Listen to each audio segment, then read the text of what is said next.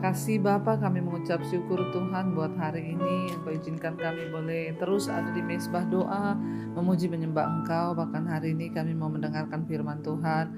Urapi setiap kami, urapi hamba-Mu yang tidak ada apa-apanya Tuhan. Dalam nama Yesus kami berucap syukur. Haleluya. Amin, amin, amin. Iya, saya mengucapkan selamat malam buat yang ada di Indonesia. Tapi di sini siang ya saudara. Seperti yang saudara lihat. Puji Tuhan, saya masih ada di sini, belum balik. Nanti akhir Desember baru kita kembali, dan kita akan bertemu nanti di mezbah doa onsite Natal tanggal 5 Januari saudara ya. Baik, kita akan meneruskan pembacaan firman Tuhan pada hari ini. Namun sebelumnya saya akan bacakan kesaksian yang sudah masuk. Shalom, selamat malam Ibu Pendeta Debbie Basjir. Perkenalkan, nama saya Agus ya.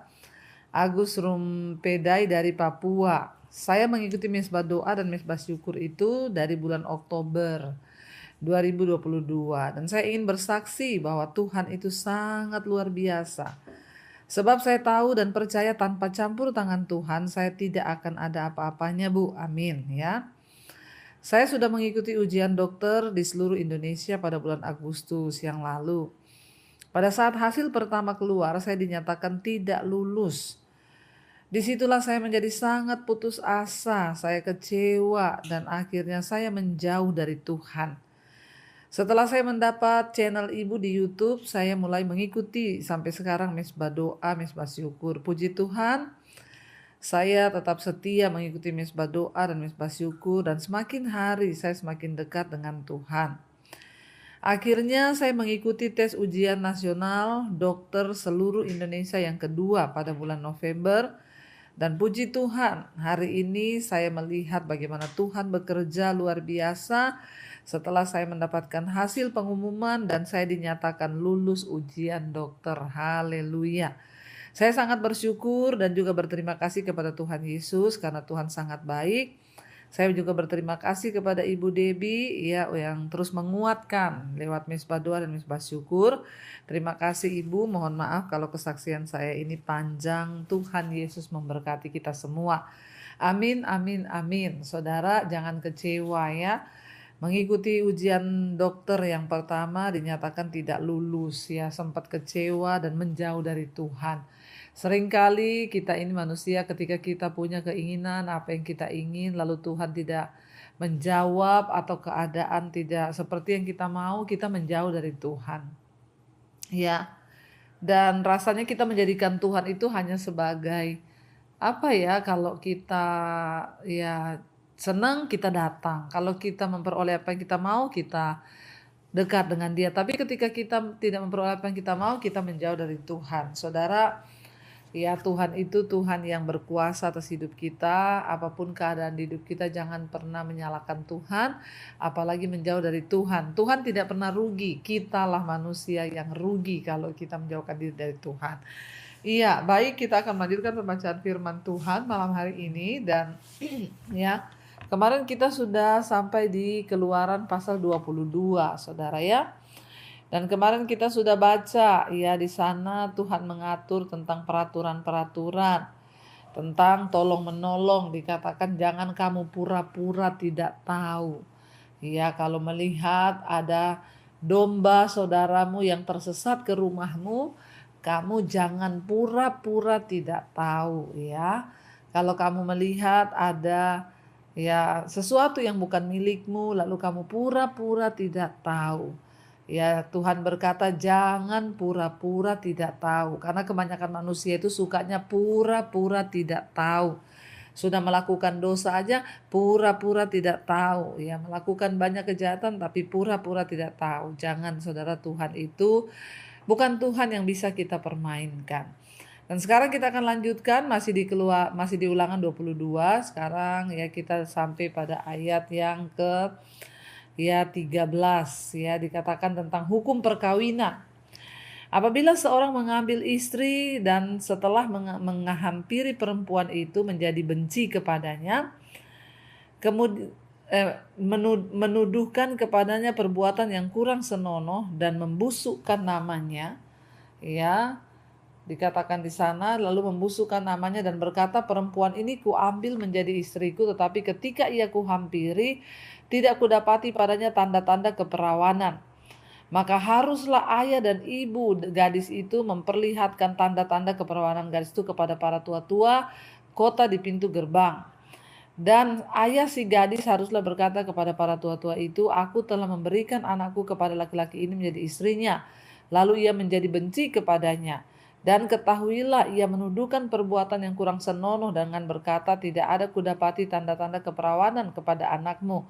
Tetapi inilah tanda-tanda keperawanan anakku itu. Lalu haruslah mereka membentangkan kain itu di depan para tua-tua kota. Maka haruslah para tua-tua kota itu mengambil laki-laki itu, menghajar dia, mendenda dia 100 shikal perak dan memberikan perak itu kepada ayah si gadis karena laki-laki itu telah membusukkan nama seorang perawan Israel. Perempuan itu haruslah tetap menjadi istrinya selama hidupnya, tidak boleh laki-laki itu menyuruh dia pergi. Ya, jadi saudara, dikatakan di sini kalau ada seorang laki-laki mengambil istri dari seorang perempuan Israel, lalu dia menuduh karena dia sudah tidak mencintai, lalu dia mau menceraikan dan berkata memfitnah, ya, memburuk-burukkan namanya, maka ya ada aturannya. Dikatakan ya orang tua dari gadis itu harus datang kepada para tua-tua membuktikan ya bahwa itu tidak benar, dan akhirnya dia akan didenda, saudara, ya, karena dia sudah membusukkan nama dari perempuan Israel. Ayat 20, tetapi jika tuduhan itu benar dan tidak didapati tanda-tanda keperawanan pada si gadis, maka haruslah si gadis dibawa keluar kota ke depan pintu rumah ayahnya, dan orang-orang sekotanya haruslah melempari dia dengan batu sehingga mati. Waduh, saudara, ya. Sebaliknya kalau memang wanita itu sudah tidak perawan karena sudah menodai dirinya dengan laki-laki lain, ya, maka dia harus dibawa keluar lalu dilempari dengan batu sampai mati. Ini hukum perjanjian lama memang, ya, orang yang berbuat dosa, berbuat zina itu harus dirajam pakai batu sampai mati. Sebab dia telah menodai seorang orang Israel dan bersundar di rumah ayahnya. Demikian harus kau hapuskan yang jahat itu dari tengah-tengahmu. Kita tahu bersama, sekali lagi Tuhan itu membuat hukum agar bangsa ini menjauhi yang jahat dan terus melakukan yang baik, supaya tidak ada orang jahat di tengah-tengahmu. Ayat 22, apabila seseorang kedapatan tidur dengan seorang perempuan yang bersuami, maka haruslah keduanya dibunuh, ya, mati. Laki-laki yang telah tidur dengan perempuan itu dan perempuan itu juga, demikianlah harus kau hapuskan yang jahat di antara orang Israel.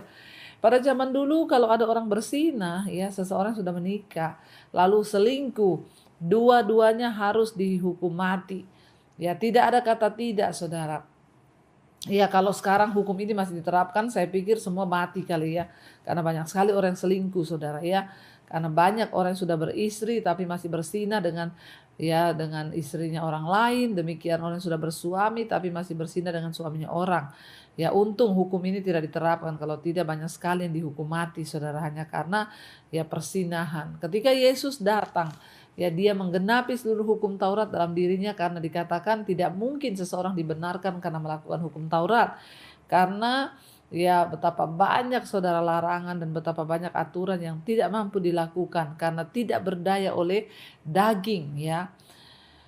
Ayat yang ke-23, apabila ada seorang gadis yang masih perawan dan sudah bertunangan, jika seorang laki-laki bertemu dengan dia di kota dan tidur dengan dia, maka dikatakan di sana, saudara, ya, maka haruslah mereka keduanya kamu bawa keluar pintu gerbang kota dan kamu lempari dengan batu sehingga mati gadis itu, karena walaupun di kota ia tidak berteriak-teriak, dan laki-laki itu karena ia telah memperkosa istri sesamanya manusia, demikianlah harus kau hapuskan yang jahat dari tengah-tengahmu.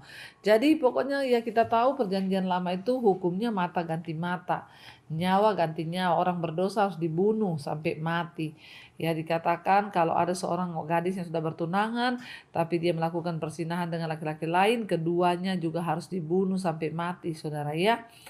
Dan dikatakan ya, dan gadis itu dengan dia, maka dikatakan tetapi jika di padang, ya,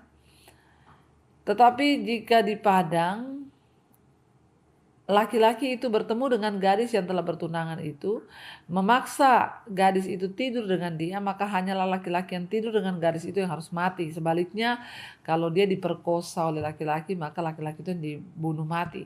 Tetapi gadis itu janganlah kau apa-apakan. Gadis itu tidak ada dosanya yang sepadan dengan hukuman mati. Sebab perkara ini sama dengan perkara seorang yang menyerang sesamanya manusia dan membunuhnya.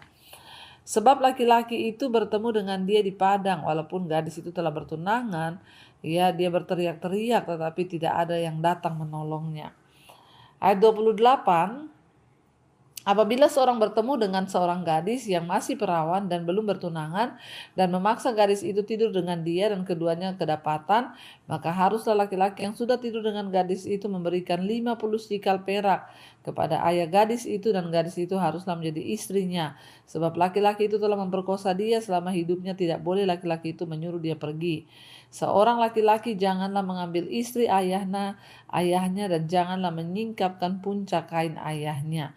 Saudara, kita melihat di sini Tuhan mengatur ya, bagaimana bangsa Israel itu tidak boleh melakukan hal-hal yang jahat di mata Tuhan ya. Jadi peraturan-peraturan diatur, saudara, apalagi yang berkaitan dengan dosa seksual. Ya, karena pada zaman itu banyak sekali perilaku-perilaku dari orang-orang ya, pada zaman dulu sudah melakukan banyak penyimpangan-penyimpangan.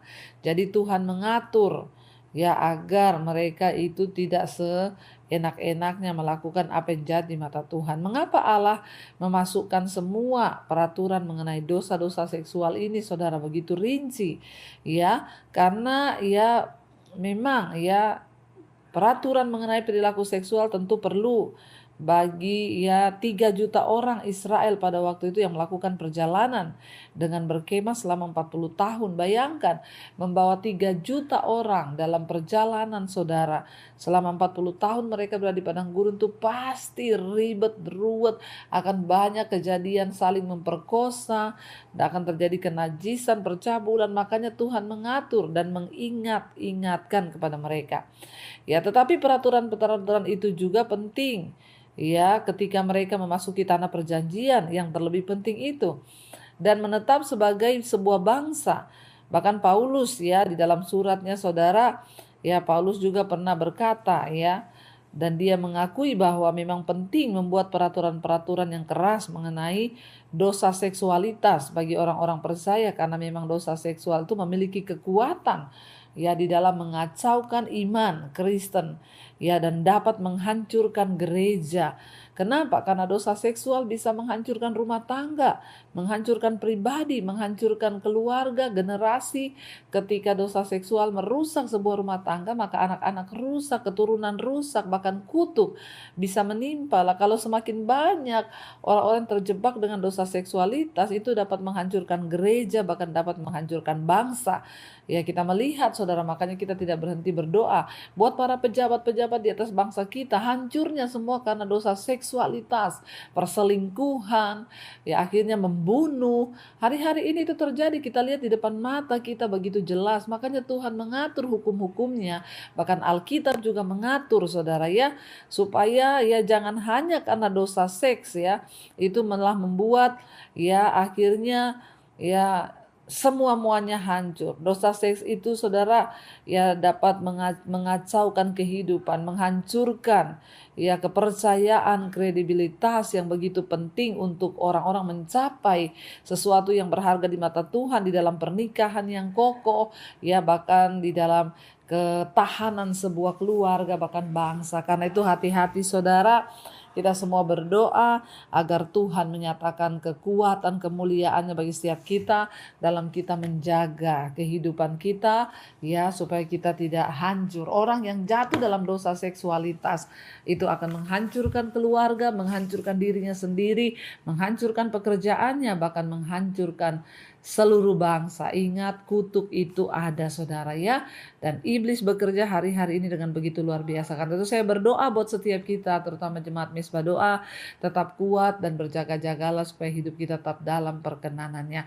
Mari kita tundukkan kepala, kita berdoa.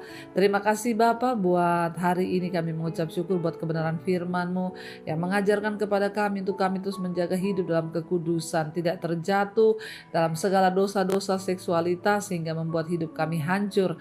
Kami mau bangun, kami mau bangkit, ampuni setiap kami yang jatuh. Tuhan, kuatkan keluarga demi keluarga agar menjaga rumah tangga mereka kudus di hadapan Tuhan, anak cucu mereka kudus di hadapan Tuhan. Berkati Bapa setiap mereka yang hari ini juga sedang terbaring sakit, Tuhan jamah sembuhkan dalam nama Yesus. Kami percaya ada kesembuhan.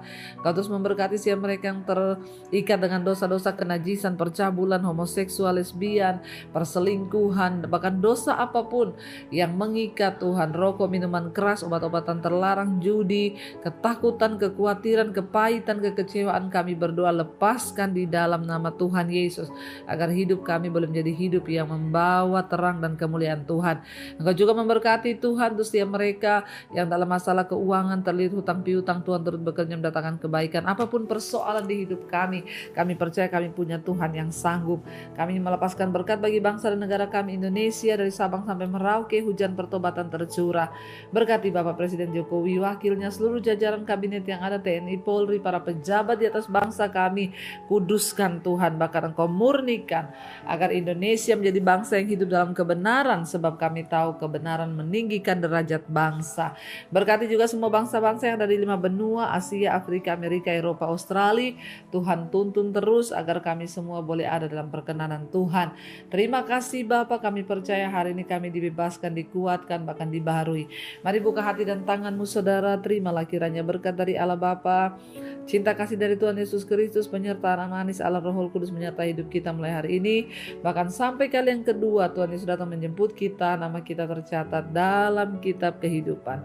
Dalam nama Tuhan Yesus yang percaya diberkati Tuhan, katakan bersama, amin, amin, amin. Tuhan Yesus memberkati, shalom dan iman.